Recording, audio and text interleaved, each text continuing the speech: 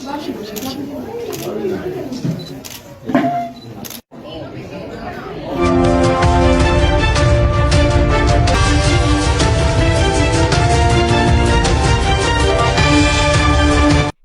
রাজনীতির অঙ্গনে সাবেক মেয়র আরিফুল হক চৌধুরীর ব্যক্তিগত ও পারিবারিক সম্পর্কের এই দিকটি সবসময় বেশ আলোচিত। মায়ের প্রতি তার এই শ্রদ্ধা নিবেদন কেবল একটি ব্যক্তিগত মুহূর্ত নয়, বরং অনেক ভক্ত ও অনুসারীর কাছে এটি একটি আবেগঘন বিষয়। এই ঘটনাটি নিয়ে কিছু উল্লেখযোগ্য দিক হল: পারিবারিক মূল্যবোধ। রাজনীতিতে যতই ব্যস্ততা থাকুক না কেন, বড় কোনো সফরের পর বা বিশেষ মুহূর্তে মায়ের দোয়া নেওয়া তাঁর দীর্ঘদিনের অভ্যাস। জনপ্রিয়তা। ভক্তদের কাছে তাঁর এই মাতৃভক্তি একটি ইতিবাচক ইমেজ তৈরি করে, যা তাঁকে সাধারণ মানুষের আরও কাছে নিয়ে যায়। ঐতিহ্য। সিলেটি সংস্কৃতিতে মুরব্বিদের প্রতি সম্মান প্রদর্শন একটি বড় অংশ, যা তিনি সবসময় বজায় রাখার চেষ্টা করেন। সিলেটের সাবেক মেয়র আরিফুল হক চৌধুরী মন্ত্রী হিসেবে সিলেটে আসছেন, এটি সিলেটের রাজনৈতিক অঙ্গনে বেশ বড় একটি খবর। দীর্ঘ সময় মেয়রের দায়িত্ব পালন করার পর তার এই নতুন ভূমিকা নগরবাসীর মধ্যে ব্যাপক কৌতূহল ও উদ্দীপনার সৃষ্টি করেছে।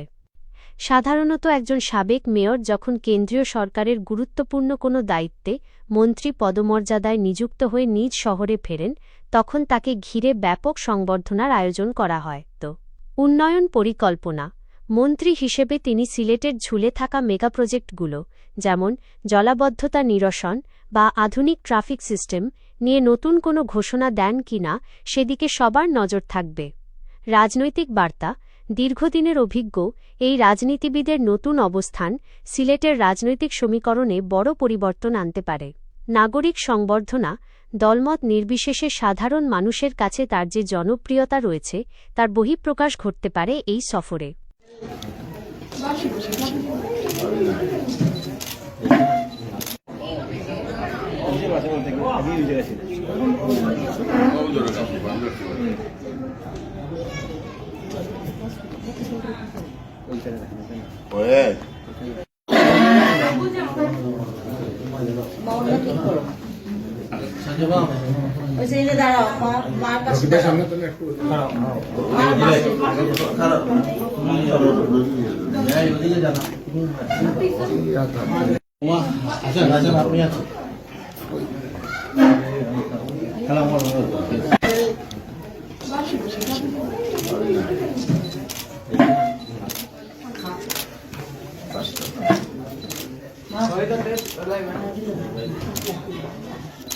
মিনিস্টারের গো মা